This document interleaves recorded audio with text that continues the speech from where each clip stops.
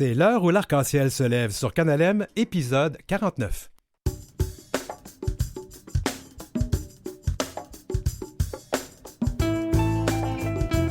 Au sommaire de cette émission du 6 novembre 2023, le réseau Enchanté, un organisme de soutien pan-canadien aux communautés de LGBTQIA+, loin d'être enchanté par la montée de l'extrême droite anti-queer au Canada.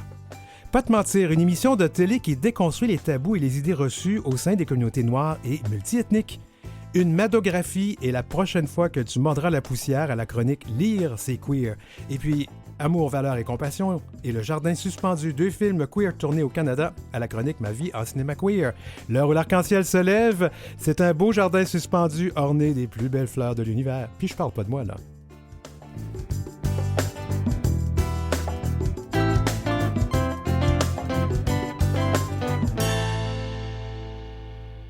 C'est l'heure où l'arc-en-ciel se lève avec Denis Martin-Chabot. Eh bien, des leaders LGBTQ+, de partout au Canada se sont rassemblés il y a quelques semaines à Ottawa à l'occasion d'une conférence pour discuter la multiplication des menaces à l'encontre de nos communautés queer.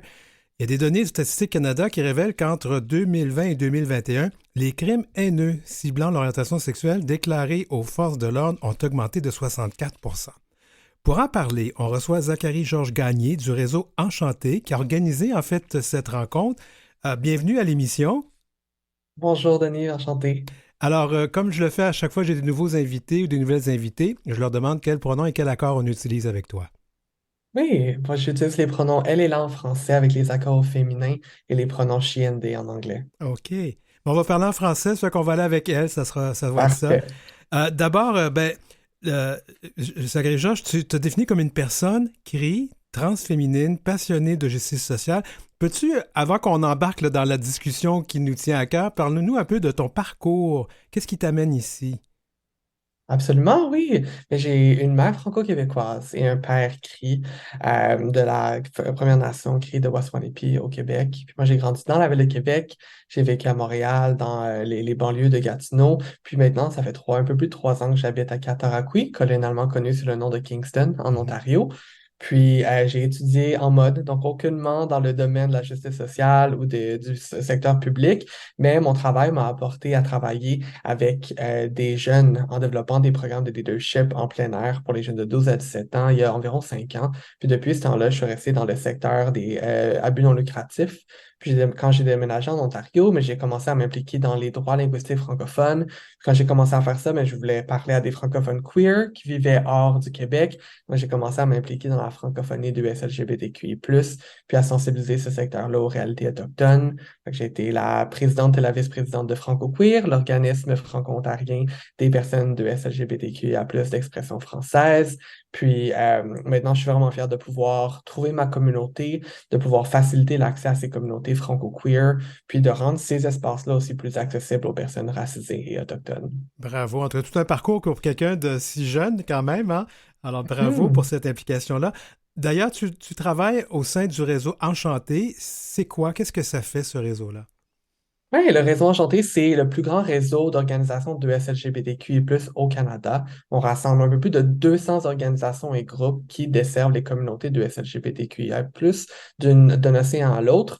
Donc, on rassemble ces organisations-là, on leur donne du soutien pour renforcer leurs capacités, puis on plaidoie pour un Canada dans lequel les organisations peuvent se développer, qu'elles sont financées de façon durable, puis qu'elles puissent prospérer.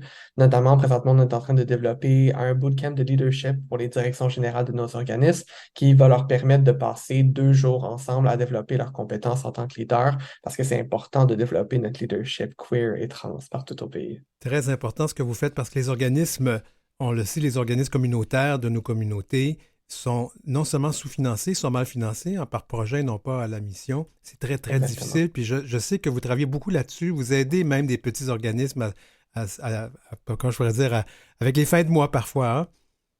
Dans le passé, on a effectivement eu un programme de micro-subvention où on a pu distribuer 150 000 de notre membriété en offrant du soutien justement pour le renforcement de capacité, que ce soit de recevoir des formations, que ce soit de revoir leur politique, s'assurer que leur fondation est solide pour faire le travail de terrain qui est si nécessaire.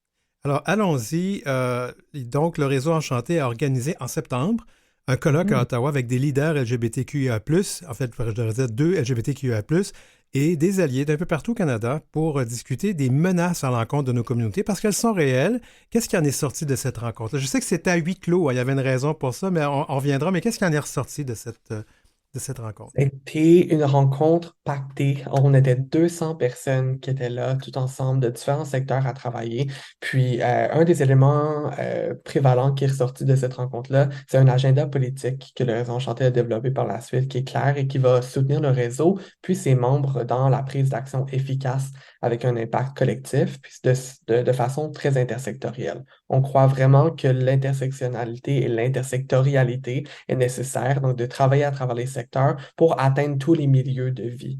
Et donc, il y avait des personnes du milieu académique, philanthropique, corporatif, de la santé, puis toutes ces personnes-là se sont rassemblées pour discuter des enjeux, des vraies menaces, comme tu en parlais. Puis, ça a été aussi un moment, notamment pour célébrer le travail de nos membres.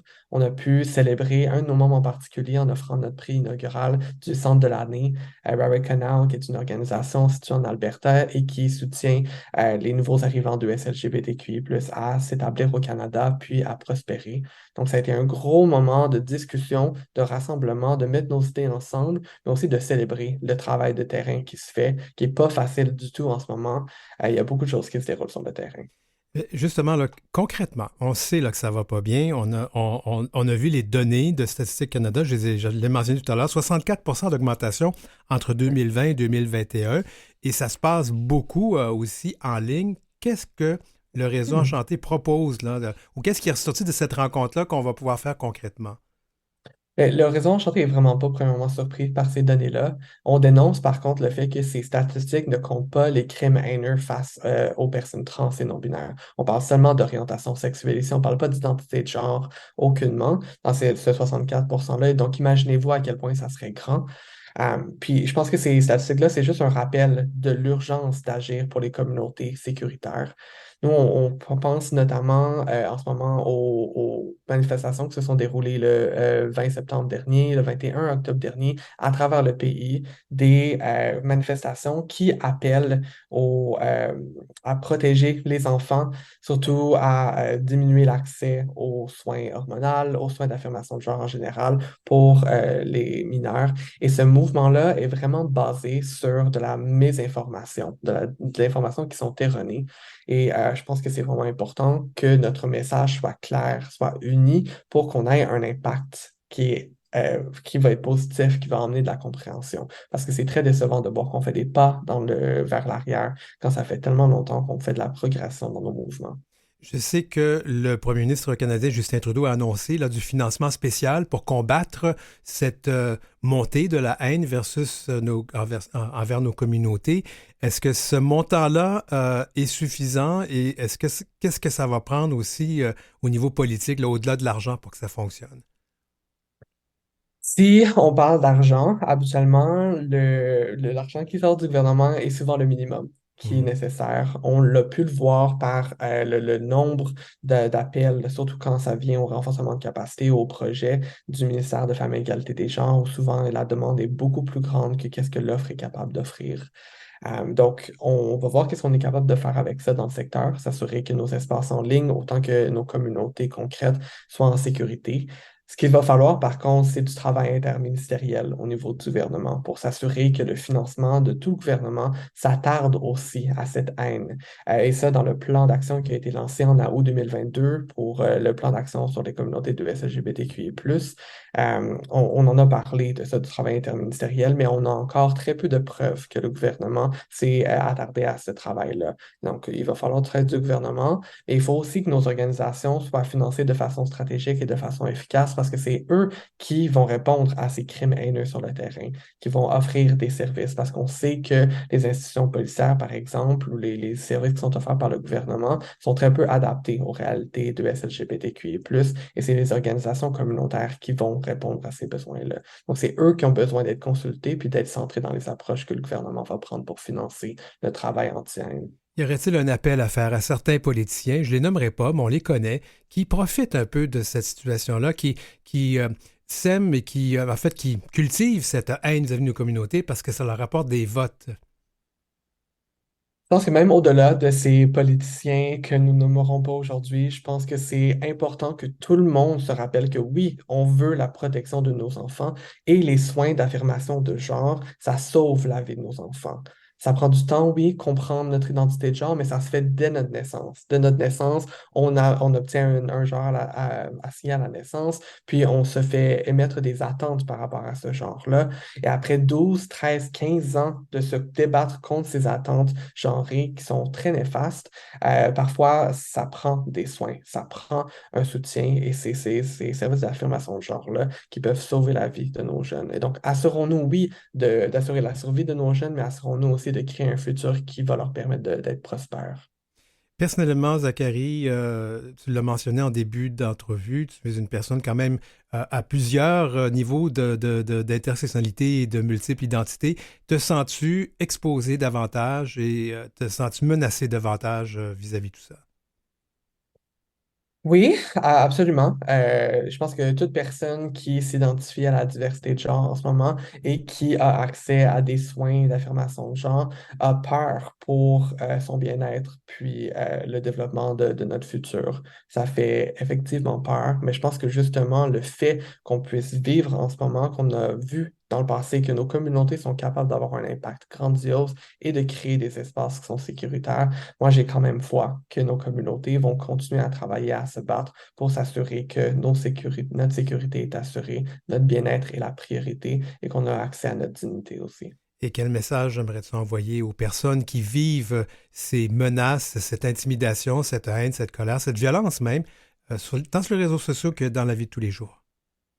Et si je pense plus particulièrement aux réseaux sociaux, moi, je vous invite vraiment, si vous avez fait ou même pas fait face à des gestes haineux en ligne, je vous invite à questionner le rôle des réseaux sociaux dans vos vies. Il y a plein de bonnes raisons d'utiliser les réseaux sociaux, puis il faut se rappeler que la majorité de ces raisons-là peuvent être aussi reproduites dans la vraie vie. Puis personnellement, moi, j'ai commencé à utiliser les réseaux sociaux comme un véhicule, un vaisseau pour faciliter mon accès à l'accès aux communautés puis à du soutien, à la place de penser aux réseaux sociaux comme une seule source de soutien et de communauté.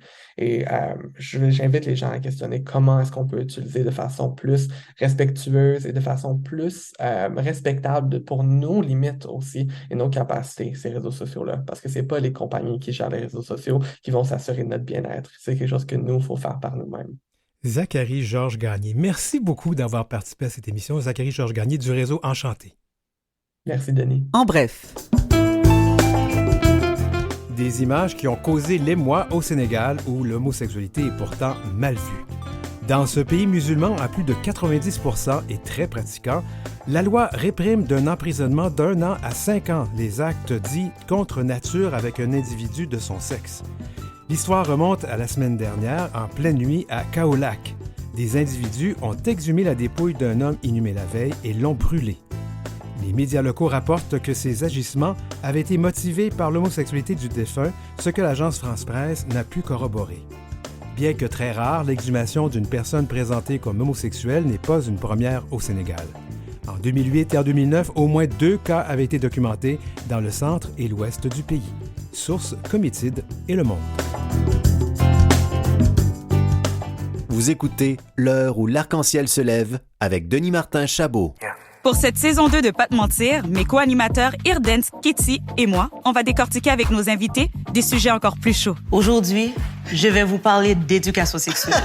On s'entend que c'est une phrase que nos parents ont jamais dit, genre. Le mot coming out, ça me gosse. Sortir de où, de quoi? J'ai toujours été avec vous. Si quelqu'un arrive et me parle de mon côté blanc, c'est comme quel côté blanc? J'arrive puis le monde me perçoit pas comme une personne blanche, tu sais. Pendant 300 ans, on nous a menti sur la nature du vaudou. Moi, j'entendais des histoires de quelqu'un qui transforme son voisin en cheval la nuit pour le faire des travaux. Ce que je dis, c'est que dans le complexe du sauveur blanc, j'étais très, très naïve. Donc, j'allais sauver un enfant de la misère, de la pauvreté. Depuis un très jeune âge, j'étais toujours attiré par les femmes blanches. Je n'avais pas encore vu la beauté dans la mélanine. Je dis souvent que le mot en haine, c'est un mot qui nous accompagne toute notre vie parce que c'est souvent notre premier contact avec le racisme. Vivre des violences plusieurs fois par jour, plusieurs fois par mois, ça a des effets sur la santé mentale. Merci de m'amener dans des zones vulnérabilisantes. Ça t'a bousculé. Ça bouscule.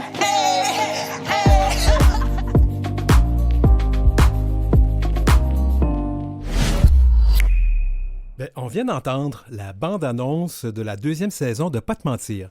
C'est une série qui passe sur le site tout.tv, c'est gratuit, là, c'est pas sur l'Extra. Et la mission de cette émission, c'est de parler, voire déconstruire les tabous et les idées reçues dans les communautés noires et multiethniques. Nous recevons une des personnes animatrices de cette émission, Katie Antoine. Bienvenue à l'émission. Merci. Alors, je pose toujours la question à chaque fois qu'on a une nouvelle personne ici, quel pronom et quel accord on utilise avec toi? Elle. Oui, les accords féminins, c'est bon. Alors, justement, on va commencer avec ça. Pourquoi parler de ces tabous et d'idées reçues, particulièrement dans les communautés noires et multiethniques? Mais je pense qu'il était temps. Ça fait longtemps que le paysage québécois, culturel, artistique, la société se transforme, accueille de plus en plus, justement, d'immigrants. Je pense qu'il est temps qu'on nous donne la parole puis qu'on apprenne à mieux se connaître, mieux se comprendre. Et mieux se faire connaître aussi, parce que je pense que nous, les personnes non immigrantes ou non noires ou non multiethniques, on apprend des choses aussi là-dedans. Ah ben, vraiment, j'en suis ravie, parce que c'est vraiment pour ça qu'on fait ça. C'est l'idée initiale à Shelby Jean-Baptiste. Moi, Katie Antoine, Irdens et Shelby, on est vraiment 3 bébites complètement différentes. Oui, on est tous les 3 issus des communautés afro-descendantes québécoises. On est des Québécois.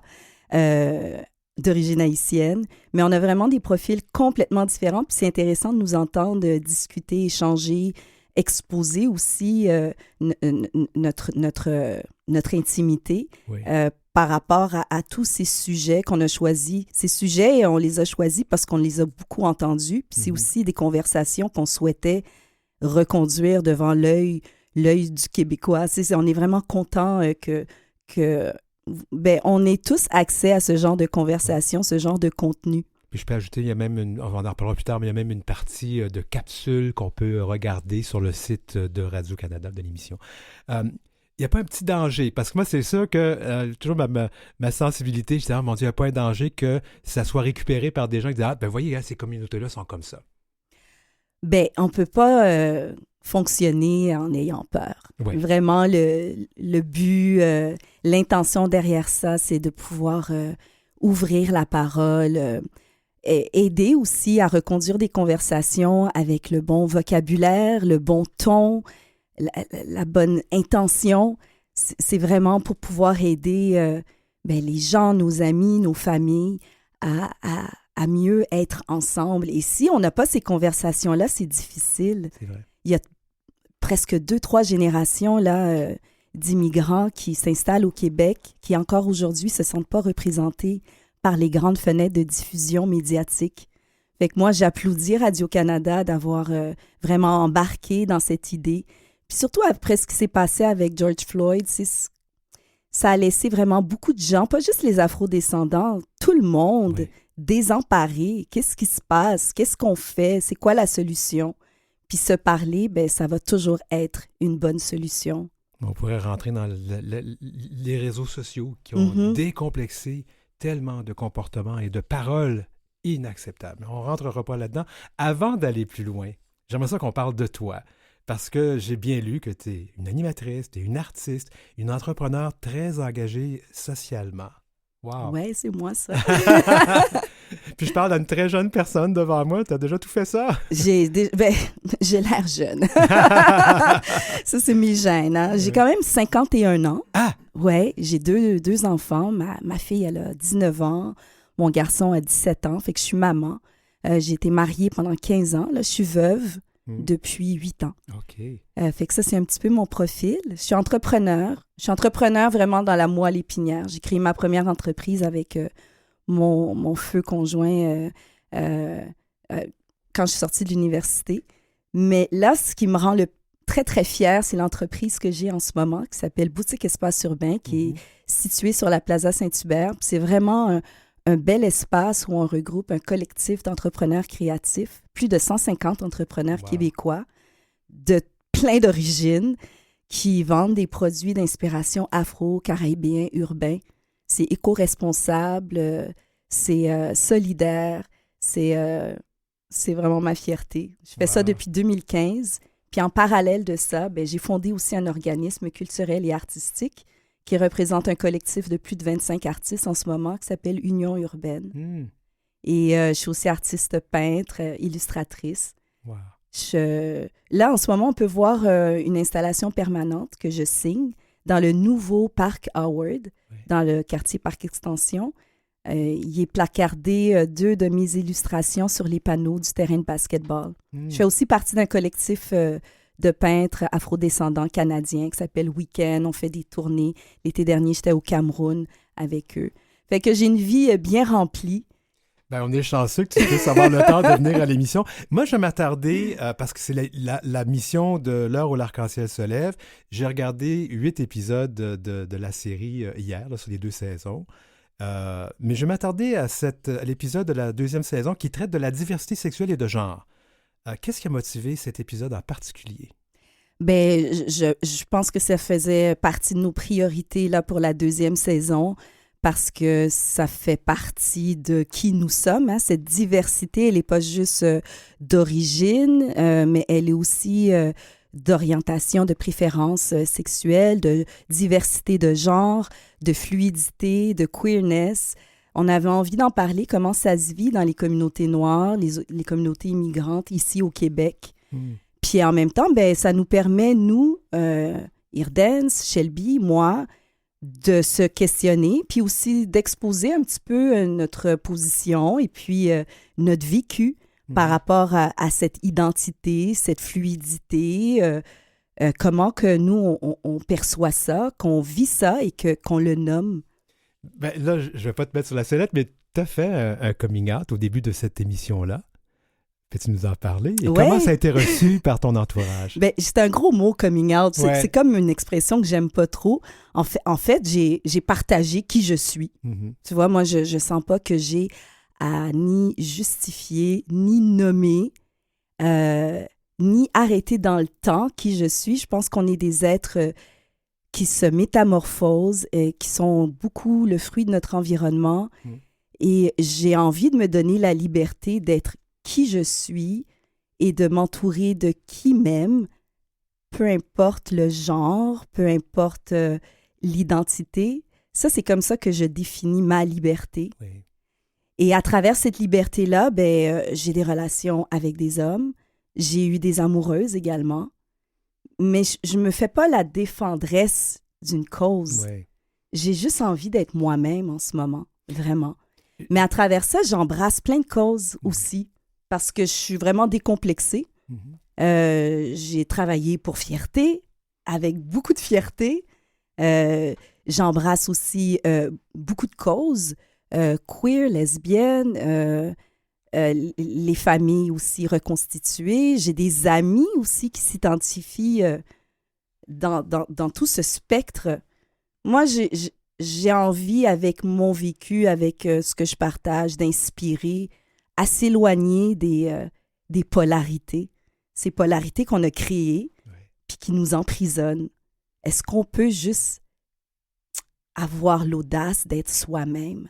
Est-ce que tu me permets peut-être de dire que moi, pour avoir voyagé dans certains pays africains, pour beaucoup de personnes queer dans ces pays-là, on n'aime pas le nom, l'identité. On veut juste être qui on est. Puis je pense qu'il y a comme un...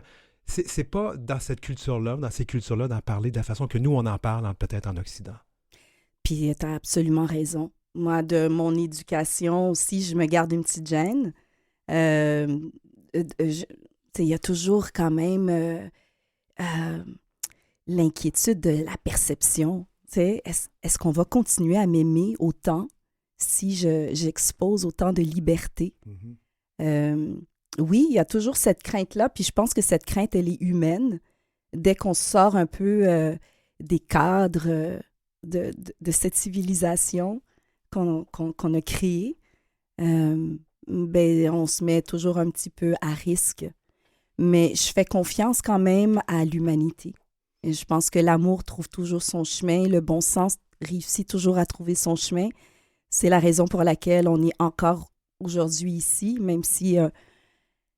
c'est des temps difficiles. Oui, très difficiles. Mais j'ai envie d'être de l'école de l'optimisme, de la lumière, de la vie, de l'amour. Oui, je pense que ça va toujours vaincre. Il faut que ça se passe comme ça. C'est tellement intéressant. On pourrait se parler pendant 1 heure de temps, puis on arrive à la fin de l'entrevue. Oh, Puis je vais quand Dieu. même pas oublier qu'il y a des choses importantes à dire. D'abord, cette émission, on peut la regarder comment? Sur icitout.tv, c'est la chaîne web de Radio-Canada.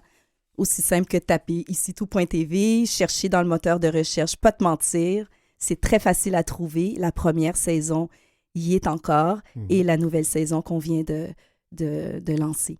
Et on peut aussi voir des capsules, c'est comme j'ai dit tout à l'heure. Ah oui. Il y en a une avec Barbada, en fait, et Raccoon. Oui, le ton est vraiment quand même très ludique, décomplexé. C'est très important quand même de bien nommer les choses et puis d'avoir le bon ton. Mais l'humour, ce sera toujours le meilleur antidote, le meilleur canal de communication. Tout à fait. Et toi, tu as des projets personnels? En fait, d'abord, est-ce que cette émission, il y a une 3e saison qu'on planifie? On ne sait pas encore? Ah, s'il vous plaît, demandez-le. Nous, on ne le sait pas encore, mais vraiment, Radio-Canada est à l'écoute de ses auditeurs. Hein? Vous voulez nous revoir? Ben, manifestez-le, oui. Et puis, je vais aussi souligner qu'il y a le sujet, donc, cette émission qui parle de l'orientation sexuelle et des affirmations de genre, mais il y a d'autres sujets, l'éducation sexuelle, le mot en haine. Oui. D'ailleurs, j'ai été surpris parce que dans une des entrevues d'émissions que j'ai regardées sur l'homosexualité, Vilad a utilisé le mot en haine. On l'a laissé tel quel. Mm-hmm. On n'a pas blippé, alors j'ai trouvé ça intéressant. C'est une chose qu'on peut s'attendre avec l'émission Pas te mentir, c'est de l'authenticité. Ça, c'est vraiment important pour nous de paraître comme on est. What you see is what you get. Ben, j'ai bien hâte de regarder le reste de la saison. Puis merci beaucoup. Merci pour l'invitation. Puis vraiment, bonne soirée à tes auditeurs. Merci beaucoup.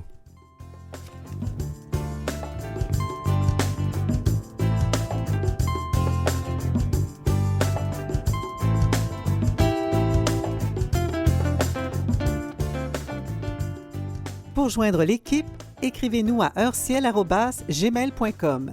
C'est heureciel en un seul mot et en minuscule, @gmail.com. Suivez Denis Martin Chabot sur Facebook ou Instagram à @DMChabotAuteur. Alors, en deuxième partie de notre émission et balado aujourd'hui, une madographie, la biographie de Mado et de la personne sous la perruque, Luc Provost. Et la prochaine fois que tu mordras la poussière de Panayotis Pasco, c'est à lire, et la lire c'est Queer avec Brian Saint-Louis. Et 2 films queer tournés au Canada, Love, Valor and Compassion, et puis Le Jardin suspendu, à la chronique Ma vie en cinéma queer. Alors, on est suspendu à vos lèvres le temps d'une courte pause.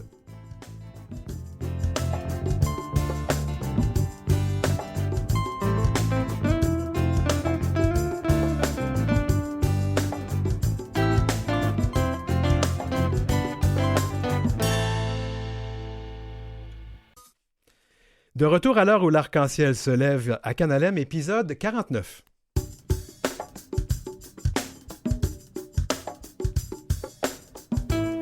Une madographie, la biographie de Mado, la personne, donc, sous la perruque aussi, Luc Provost.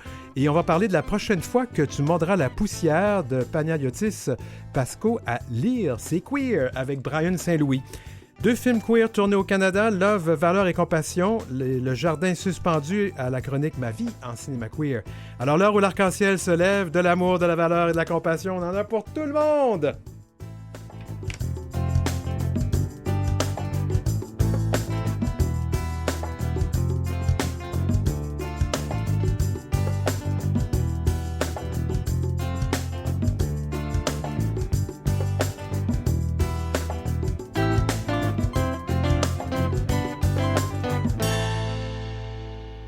C'est l'heure où l'arc-en-ciel se lève, avec Denis Martin Chabot.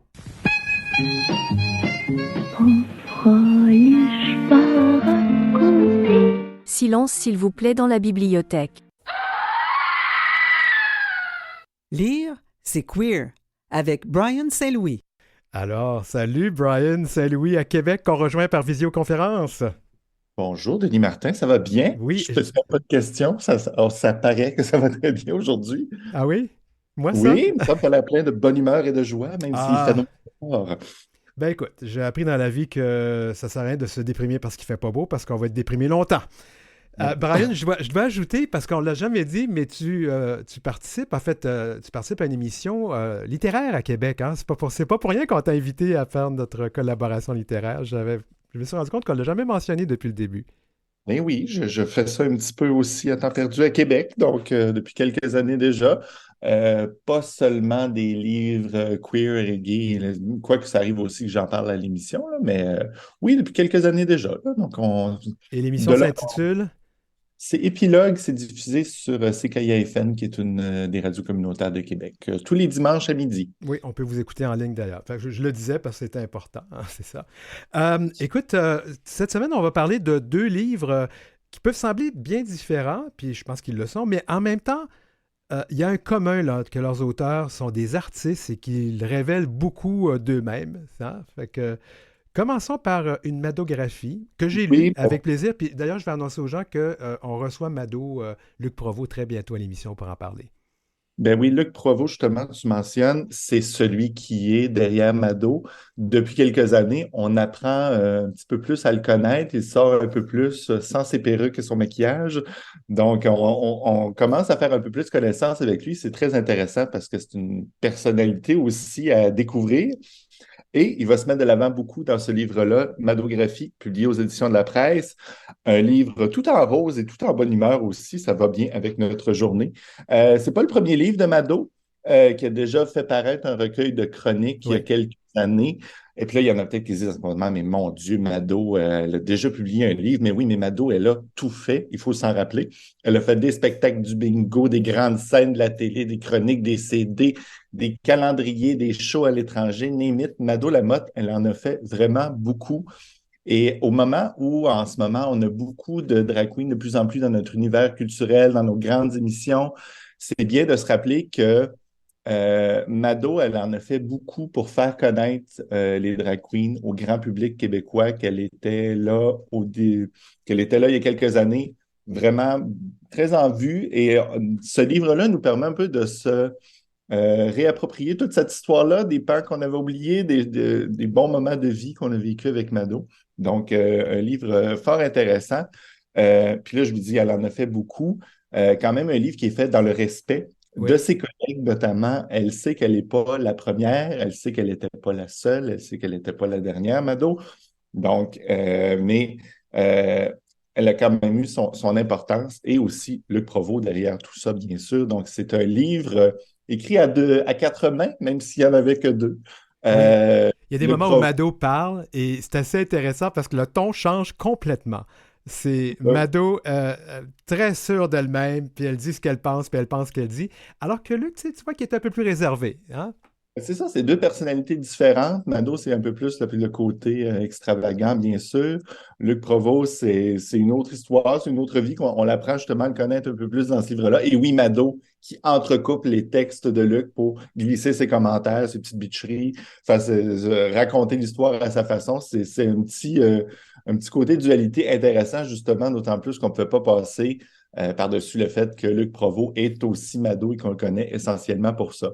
Donc, on va commencer bien sûr l'histoire avec Luc. On va parler de son enfance, ses études en art, son goût de la scène qui est arrivé très tôt. Mado, bien sûr, ensuite, qui naît avec un ami. C'est une espèce de pari qu'ils ont décidé de faire ensemble. Mado naît, elle obtient énormément de succès.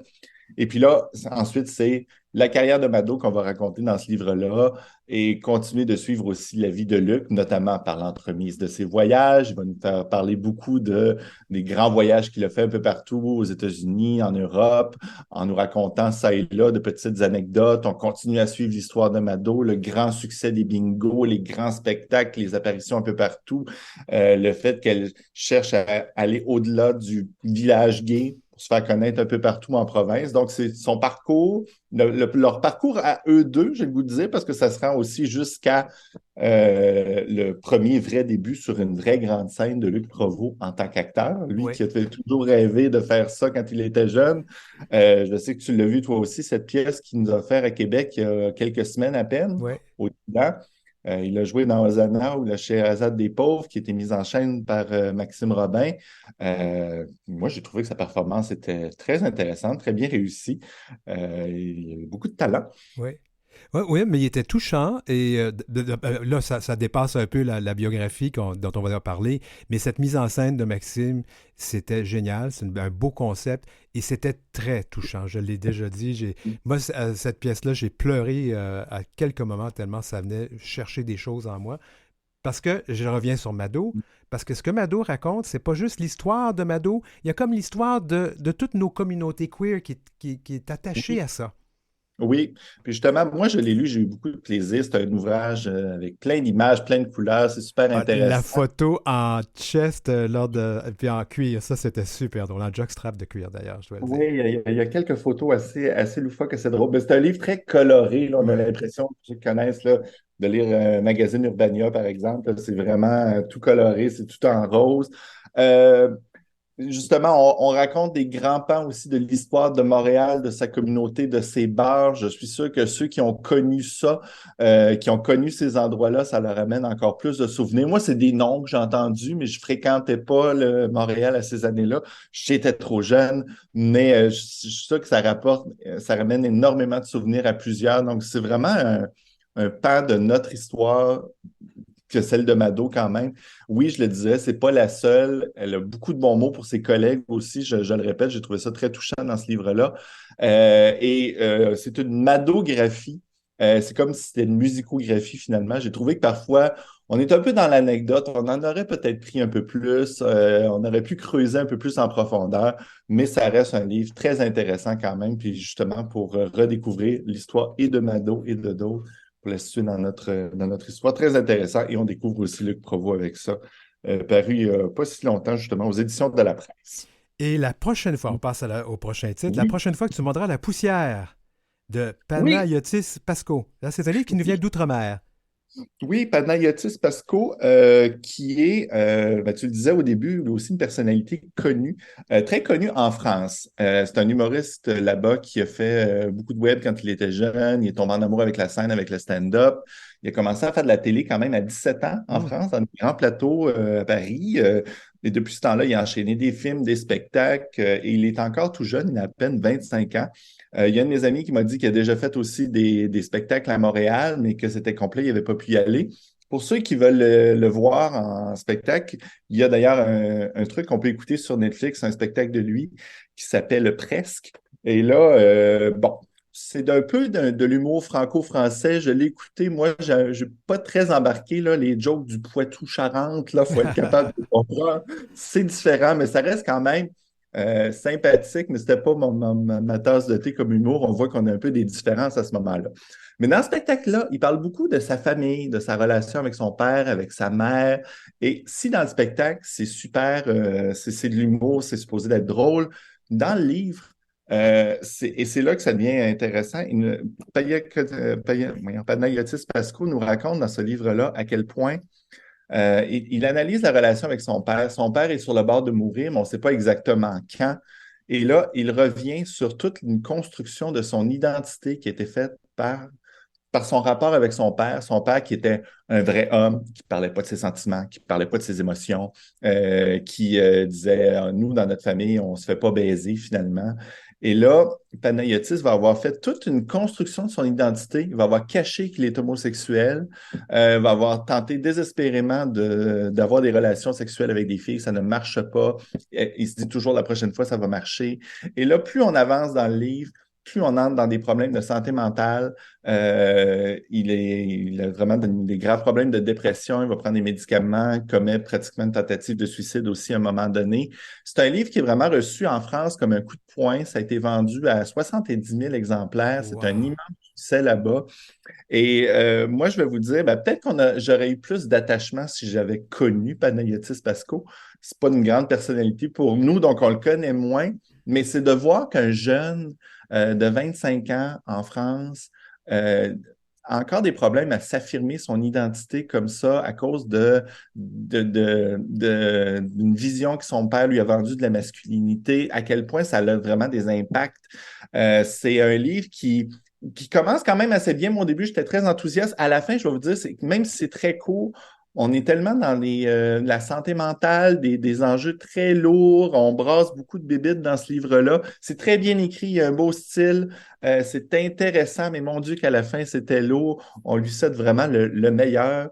Mais je sais, c'est ça. Donc, c'est toute cette analyse-là quand même, que même quand on est très jeune, là, on peut souffrir vraiment de ne pas s'accepter comme on est. Donc, un beau message qui se termine un peu quand même bien à la fin, là, mais lecture quand même assez lourde, ce livre de Panayotis Pasco. Ceux qui pensaient que l'humoriste allait se révéler dans ce livre-là avec plus d'humour, moins le cas.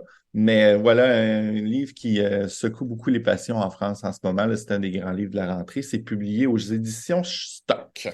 Ben, un livre peut-être qui serait peut-être nécessaire de lire. Parfois, tu sais, ces choses-là, c'est peut-être lourd, mais ça peut nous aider. Ben, c'est de voir à quel point, justement, pour certaines personnes, ça peut être difficile. Et même quand on est une célébrité comme ça, j'espère que, justement, en France, ça peut secouer un peu le cocotier de certains de voir qu'une vedette comme ça de la télévision, que tout le monde connaît, a ces problèmes-là. Ça peut peut-être arriver à faire ouvrir le dialogue, on espère, là, pour que ce soit moins pénible pour d'autres personnes, là, puis d'autres coming out à venir du côté de la France. Ben, Brian Saint-Louis à Québec, merci encore pour ces bonnes suggestions. Et alors, on se rencontre le mois prochain. Merci ça va être à la veille des fêtes en plus de ça. En bref. Le gouvernement ougandais a fustigé l'annonce des États-Unis de retirer le pays d'un accord commercial en raison de violations des droits humains, affirmant que cette décision nuirait à ses agriculteurs et ses petites entreprises. Washington a annoncé cette semaine qu'elle excluait à partir de janvier 2024 l'Ouganda ainsi que la République centrafricaine, le Gabon et le Niger de la liste des pays d'Afrique subsaharienne bénéficiaires de l'African Growth and Opportunity Act. Ce texte datant de 2000 permet aux pays africains d'exporter de nombreux produits vers les États-Unis sans droit de douane. Ce traitement commercial préférentiel est toutefois soumis à une série de conditions en termes de pluralisme politique, de respect des droits humains et de l'état de droit, ou encore de lutte contre la corruption. Dans une lettre au Congrès, le président américain Joe Biden a accusé de violation de droits humains le gouvernement ougandais, au centre de vives critiques de groupes de défense des droits humains de l'ONU et de pays occidentaux depuis l'adoption en mai d'un texte baptisé « Loi anti-homosexualité 2023 ». Source Comitid. Vous écoutez L'heure où l'arc-en-ciel se lève avec Denis Martin Chabot.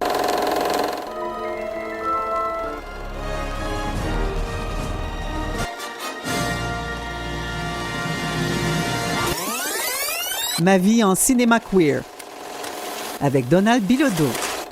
Salut Donald. Salut Denis Martin. Bonjour tout le monde. Tu serais toujours à cette... J'adore. Vraiment l'intro, là, génial. Pour le cinéphile que je suis, en tout cas, c'est génial. Ben, je vais le dire parce qu'éventuellement, les gens vont s'habituer. J'aime beaucoup l'idée que nos chroniques soient bel et bien identifiées. Oui. Parce que, comme ça, les gens vont se retrouver. Il n'y a pas de... Exactement. Voilà. Alors ça, c'est toujours important pour moi. Puis ça donne un petit peu le ton. Un ton d'humour. On a besoin d'humour. On a besoin d'humour. À qui le dis-tu? Bon, alors aujourd'hui, quand même, c'est des... j'ai vu les deux films. Je peux dire que Love, Valor et Compassion, je l'ai vu. C'est un film qui est triste, mais il y a beaucoup d'humour dedans. Il y a beaucoup d'humour là-dedans. Les deux films, c'est deux films qui datent d'il y a déjà 25 ans. C'est un hasard, hein, quand je les ai choisis. 1997, les deux films. Love, Valor, Compassion, en passant, c'est beau quand tu dis amour, valeur et compassion, mais le titre n'a jamais été officiellement traduit. Le film, oui, ouais. Mais il demeure pour les cinéphiles pour les gens qui veulent le trouver. C'est vraiment Love, Valor, Compassion. Mais juste pour te dire, moi, je suis un indécrottable de langue française. Oui, puis c'est très bien, et moi aussi, tu le sais d'ailleurs. C'est une adaptation cinématographique de la pièce de théâtre à succès de Terence McNally, qui est parue, la pièce de théâtre, 3 ans avant le film, en 1994. Ça a été un énorme succès à Broadway.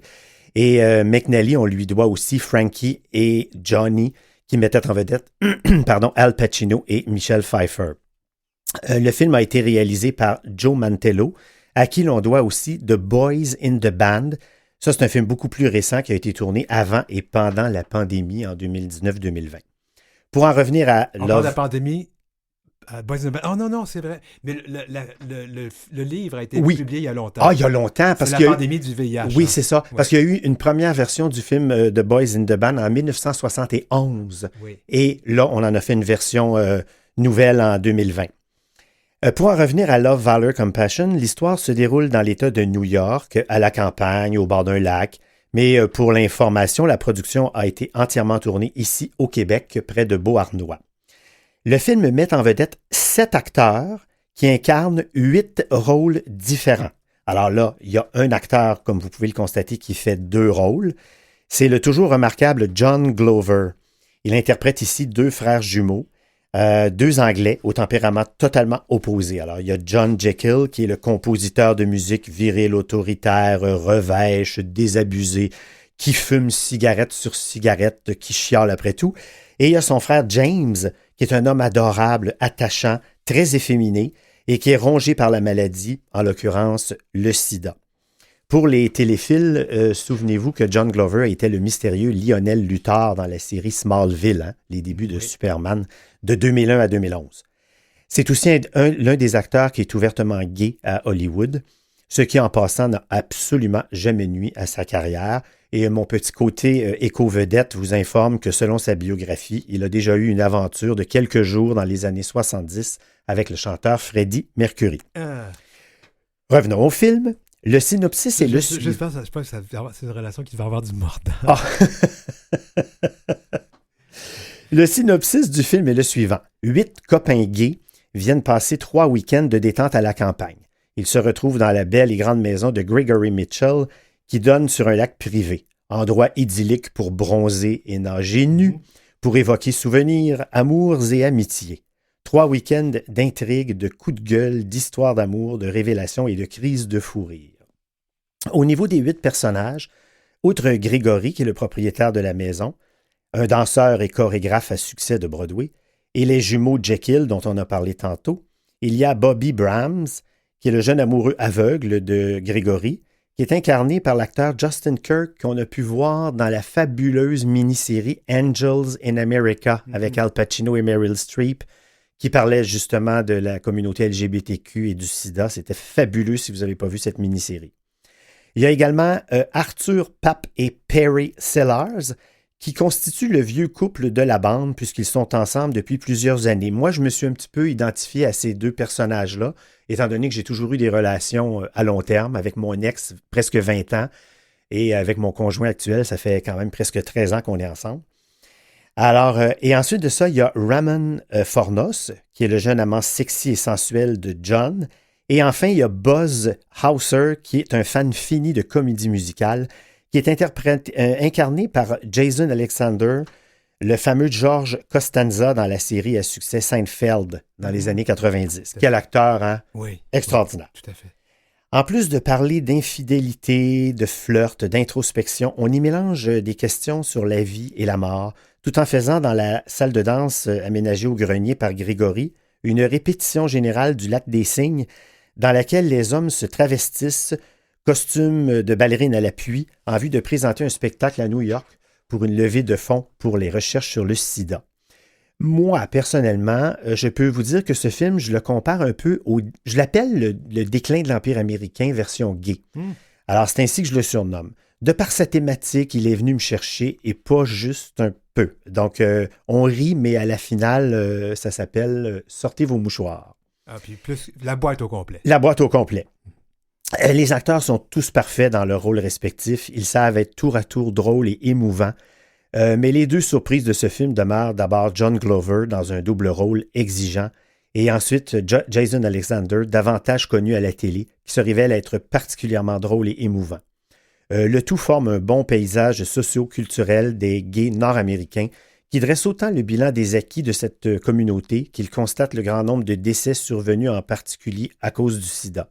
Il étudie également les peurs et les désirs de ce groupe de quadragénaires s'approchant grandement de la cinquantaine, sauf le personnage de Ramon Fornos, qui est un jeune Adonis portoricain invité par John Jekyll, qui n'a pas plus de 30-35 ans. Donc que la mort rapproche et que l'amour divise. C'est un film touchant avec une conclusion originale dans laquelle on découvre dans des scènes de danse filmées au ralenti, ce que le futur réserve à chacun d'entre eux, un peu à la manière de la finale de la série Six Feet Under, pour ceux qui ont vu ça. C'est un film qui est lumineux, la musique est belle, au point où j'ai dû me procurer la trame sonore du CD, en CD. Bref, c'est un bijou de film. Parmi les acteurs, il y a aussi le séduisant et très élégant John Benjamin Eke, qui interprète Arthur Pape. Eke, qui est lui aussi ouvertement gay et qui vit avec son amoureux, un producteur de télévision depuis de nombreuses années. Alors, pour conclure sur ce film-là, je dirais ceci, c'est une comédie terriblement humaine, à la fois drôle, cruelle, sincère et émouvante.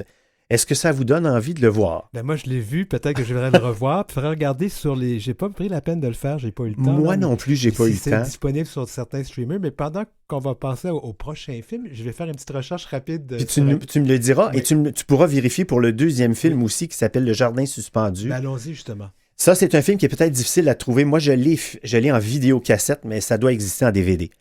C'est un film canadien-anglais, donc qui s'intitule Le Jardin suspendu. C'est évidemment la version française de The Hanging Garden.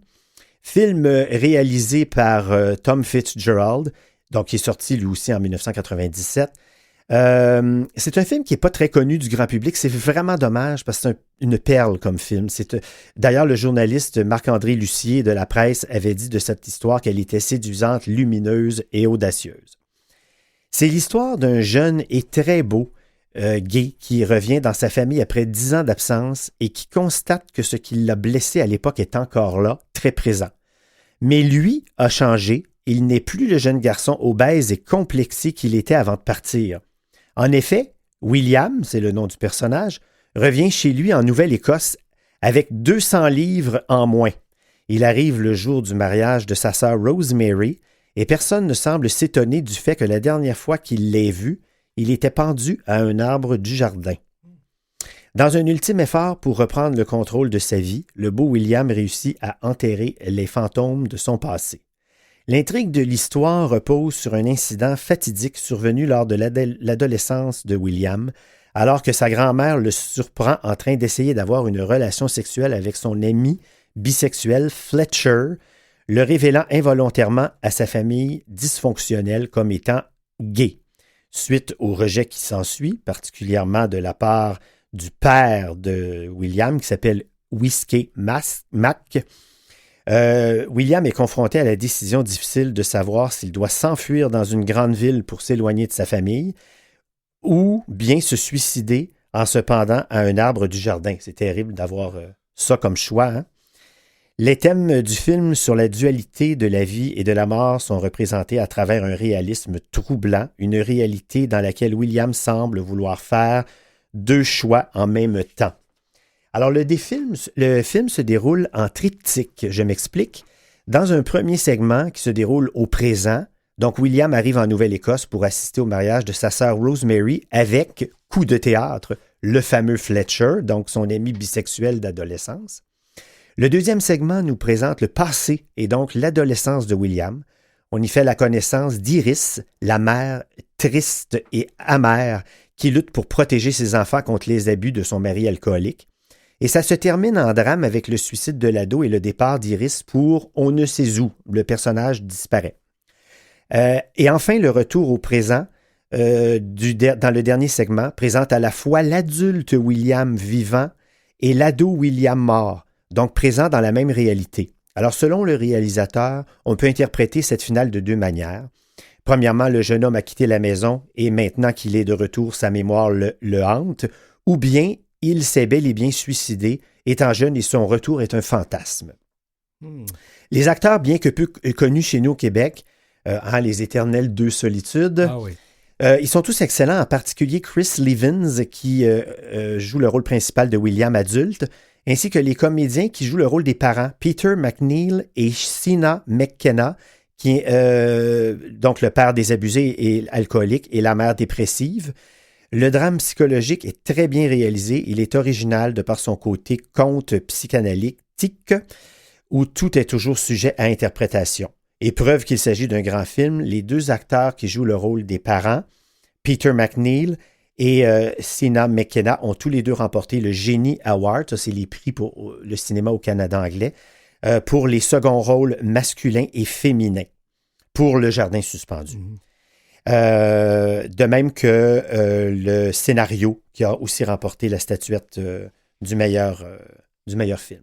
Je vais juste t'interrompre. Oui. J'ai fait la petite recherche rapidement pendant que tu parlais et pour le moment, j'en ai pas trouvé. C'est pas sur Netflix. Donc, il faut les trouver en DVD. Ben, il y a Amazon qui le vend en DVD, là, puis j'ai pas vu pour Hanging. Mais je suis certain que dans les bibliothèques, il doit y avoir ça aussi. Il faut trouver un moyen de voir ces deux films-là. Oui. Il me reste une petite minute pour vous parler d'un petit quelque chose. Oui, allons-y. Parce que c'est une chronique sur le cinéma, mais j'aimerais vous parler d'un téléfilm qui a été tourné en 2009 qui s'appelle Prayers for Bobby. En français, c'est Bobby seul contre tous avec Sigourney Weaver, qui est une actrice formidable. C'est une histoire vraie et il faut voir ce film-là parce que ça raconte l'histoire d'une mère fervente, pratiquante qui élève son enfant selon les principes conservateurs et son fils se suicide et elle décide de changer et d'évoluer. C'est un film à voir. Ben voilà. Hey, on a dépassé le temps. Il me reste à peu près 30 secondes. C'est correct, c'est moi qui a fait de la recherche, qui n'a pas vérifié. Alors, je remercie toute l'équipe aujourd'hui pour cette 49e épisode de L'heure où l'arc-en-ciel se lève. Merci à Marie Massé, Godéric Trobe à la recherche et Nicolas Schwarzman à la mise en onde, Julie Curley qui a fait de la musique thème. Et nous, on se retrouve la semaine prochaine pour la 50e émission de L'heure où l'arc-en-ciel se lève. Félicitations. Merci tout le monde. À la semaine prochaine.